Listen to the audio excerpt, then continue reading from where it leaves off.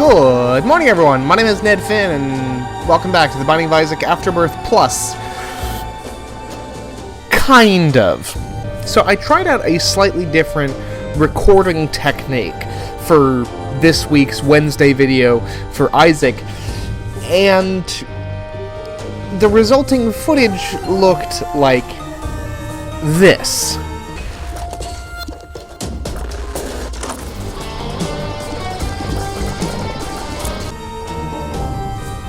Yeah, so full audio recording from the game, but no video, just that initial freeze frame from the menu screen.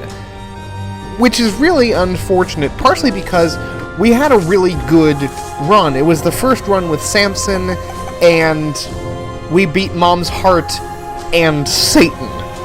So, I must admit, I was rather frustrated when I found this out, because it's not like you can go back and just redo a run exactly the same way. That's kind of the whole point of the game. However, there is one little shining ray of hope. See, at one point, as I was playing, I got into an almost zen state, where I was playing the game as it came to me almost second nature. And during this time period, I went on this long ramble that I thought was fairly interesting / entertaining about Star Wars and, more to the point, Lord of the Rings. And so I'm actually going to, for this video, put out that audio from that run, edited slightly so I'm not talking as much about a game, which you cannot see. But that's going to be the video. I hope it's not too much of a disappointment, and without further ado, here is that. It's fine. Strike me down and I shall return only stronger. Dude. You know, in that fight, this is a fun fact and an indication as to how sort of loose and fancy-free things were in Star Wars in the early days. In that scene in Star Wars, when Obi-Wan says to Darth Vader, strike me down and I will return more powerful than you could possibly imagine, or something to that effect. Elsewhere in that scene, Obi-Wan calls Darth Vader Darth, which is such a weird thing. Like, he calls him Darth. Which is such a good indication that at that point in the Star Wars, like, greater mythos, like, the idea of Darth as being a title for the Sith, or indeed the concept of the Sith themselves, was not a thing. That was something that was added in later, I would presume, from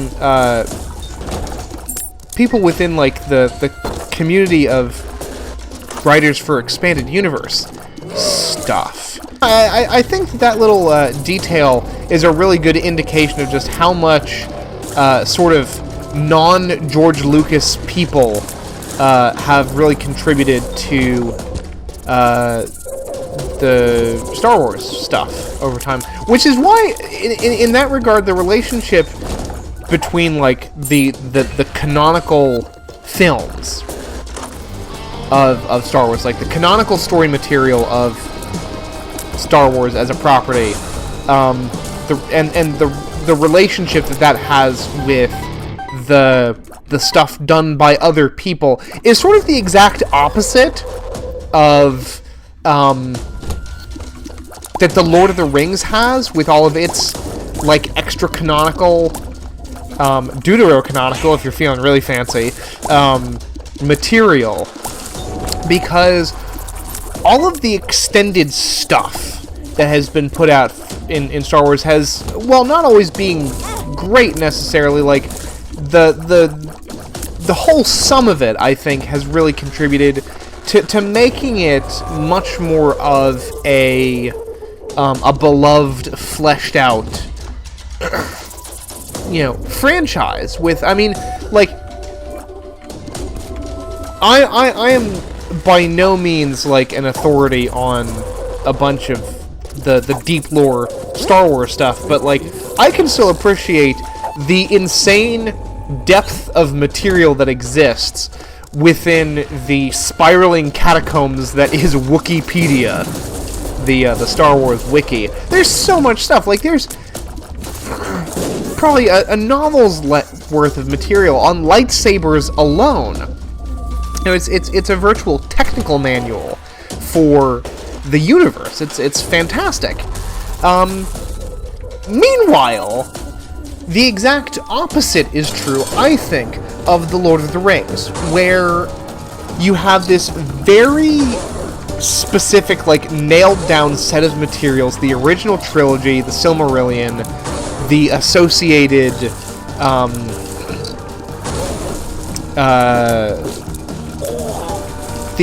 materials with the Silmarillion, so, the Valaquenta and, Akalabeth, the stuff about Numenor's fall, all that jazz. Ooh, we got another ball of Band-Aids. We got another familiar. That's awesome. But yeah, like, and I don't even know if I would consider, like, the Children of Hurin to be part of, also, Enulindale.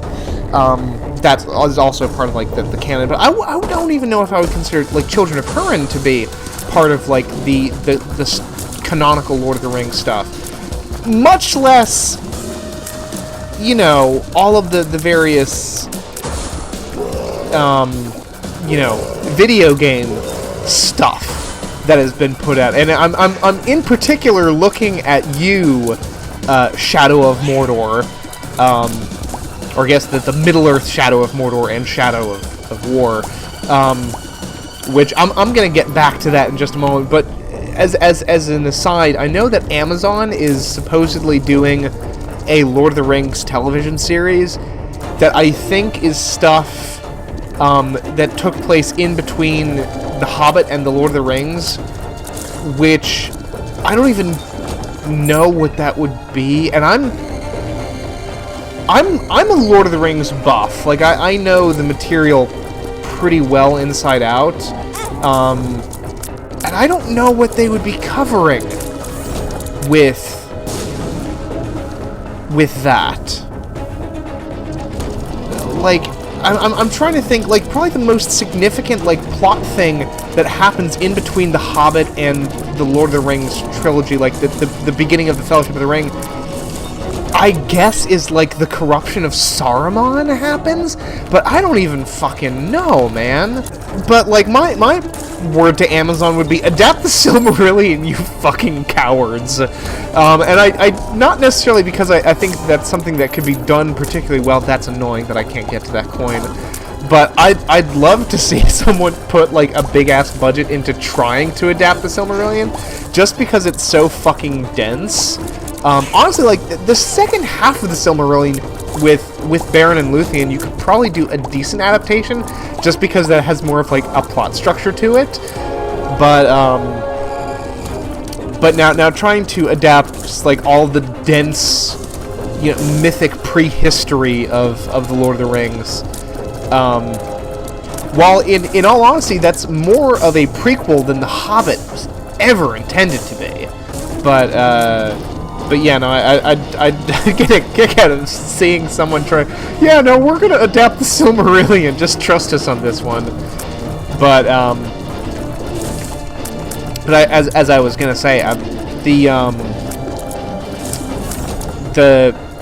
I guess the Middle-earth games, Shadow of Mordor, Shadow of War, talk about some extra canonical nonsense, and it's not that bad in the first one, in Shadow of Mordor, but Shadow of War just gets into some really wacky bullshit. The big issues that exist with Shadow of Mordor, with the first game, is, like, for one thing, like, the game's understanding of what wraiths are is, like, really wrong. Like, we have, one canonical example of wraiths in the books, and that's the ring wraiths. And we know very specifically what they are. They are mortals mortal kings, human kings, that were corrupted by the power of the 9 rings that were given to them, and were became beholden to the power of the One. They were the one race of Middle-earth that actually, where the race's ring bearers succumb to the power of the One. Because the elves detected what Sauron was doing right as he started to do it, and they basically sort of cut themselves off from the power of their own rings, and then the dwarves just proved to be difficult to control. It's kind of implied that, like, the destruction of Moria might have been due to the rings, because it sort of enhanced the greed of the dwarves to go digging further than they should have, and get another ball of band-aids. That's really good. But anyway, the 2 big things that Shadow of Mordor gets wrong is, 1, the Wraith thing. Like, the idea that Wraiths at all function like ghosts is really kind of shoddy. Like, you have other example of things that might be Wraith-like, like the Barrow-wights, but, I mean, the Barrow-wights are very poorly defined in the first place. And also, like, the Men of the Dead Marshes, but again, like, those almost function more like Will-o'-the-Wisps than anything else. But the other big thing, the other big problem, and this continues to be a problem in Shadow of War, is this idea that Celebrimbor was instrumental in any way, shape, or form in the creation of the One Ring, because he most certainly was not. Sauron, in the form of Anatar, which I believe is Quenya for the Giver of Gifts, or maybe that was just a title he gave himself, he appeared to the elves of Eregion, which was like where the best elvish smiths were. He shows up and gives them the gift of ring making. He teaches them how to forge rings of power, and they make, I think originally, I'm racking my head here. In any event, they made 19 rings that were distributed to the 9 races, that were distributed to the 3 races of Middle-earth. 3 of the elves, 7 of the dwarf lords, 9 of the races of men. You get the idea. We've all seen the intro. But then Sauron, and to be fair, Celebrimbor was the elf who forged those rings. He was like the chief smith of Eregion or whatever, and he is the one that Sauron sort of entrusted most closely with the techniques of ring making. But Sauron made the One Ring by himself. Like, that's for sure what happened. We know this to be the case. Like, it going back to the intro of Fellowship of the Ring, the Dark Lord Sauron forged in secret a Master Ring to control all others. He did this by himself in Mount Doom, no Celebrimbor necessary. Like, this is alt history of Middle-earth. But the problems really start to stack up when you get to Shadow of War. Like, there's a bunch of, like, little details that are wrong, like, in terms of, like, dates and stuff just being off, but there's much bigger issues afoot. Specifically, like, there's a major flaw in the core premise of the game, which surrounds the idea of Celebrimbor and Talion, I guess, going to Mount Doom and forging a new Ring of Power. Like, for one thing, the idea of forging a new One Ring without Sauron's, like, direct involvement is A, probably impossible, and B, almost certainly a really bad idea. Like, the whole conception of the One Ring is evil. Like, it is an evil device. I'm in fucking autopilot mode, man. Like, I wasn't paying attention. That's, like, I was looking at the hours that I've logged in Isaac, before I started recording. I've put in, like, 600 some hours. Like, I just beat Mom without even, like, almost without looking, in total autopilot. That's pretty impressive. Maybe that's what I should be doing more often, rather than worrying so much. I just need to, like, let go of my conscious self and act on instinct to keep up with the Star Wars references. And yeah, I've just realized I was supposed to be talking about Magic the Gathering on this episode.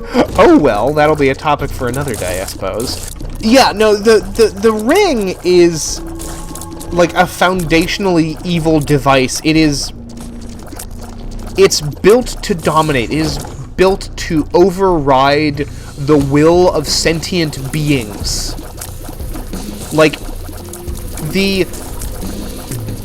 it's the presence, the existence of the One Ring, acting through the rings of the Nine Kings of Men, that turned them into the Ring Wraiths. The One Ring, any iteration of the One Ring is a bad thing. It's not good. And also, again, the idea of being able to forge a new ring without Sauron, almost certainly impossible. There's also, I mean, Shelob is also problematic. Like, the Shelob and her kin, the other giant spiders of Middle-earth, do have supernatural origins. The giant spiders of Middle-earth are the descendants of Ungoliant, who was a Maiar spirit who took the form of a spider. And I think there were, like, other, I want to say they were called Umayar, that took the form of spiders. But the idea that kind of shape-shifting extended to Ungoliant's descendants, and Ungoliant is name-dropped in Shadow of War, so it's like they're working with some information, but like they're playing. I just tapped the microphone real bad there. I was gesturing. It's a bad idea. Like they're playing real fast and loose with other information. It's almost charming because they're like, look, we reference Ungoliant while turning Shelob into stupid, sexy Shelob. But yeah, no, the idea that Shelob, this grotesque, diseased creature, has the ability to shapeshift is really, really dumb. There's also an issue with the name of Minas Tirith, which, like, this is much more of a nitpicky thing, but it bugs me because I was able to call it out without looking it up, because I knew what the correct thing was. So in one of the events of Shadow of War is the fall of Minas Ithil to the Witch King, which eventually is transformed into what is it called? Minas Morgul, which means the Tower of Dark Sorcery. That's one of the things that happens in the game, which is also part of the timeline wankery. Like, that should not have happened within the time frame that the game supposedly takes place in. But whatever. So that happens within the events of the game. The issue is that Minas Tirith is mentioned within the game. It shows up on the map as Minas Tirith. Here's the problem. Minas Tirith and Minas Ithil are sister cities. But before Minas Ithil fell to the Witch King, Minas Tirith was not called Minas Tirith. Because Minas Ithil means, if I'm remembering this correctly, Minas Ithil means the Tower of the Moon, and Minas Tirith was originally called Minas Arnor, which means the Tower of the Sun. I think I'm getting that right. Ooh, I made a Super Band-Aid Girl. I don't think I've ever done that before. I got an achievement and everything. Sweet. Awesome. See, we got a first-time occurrence here.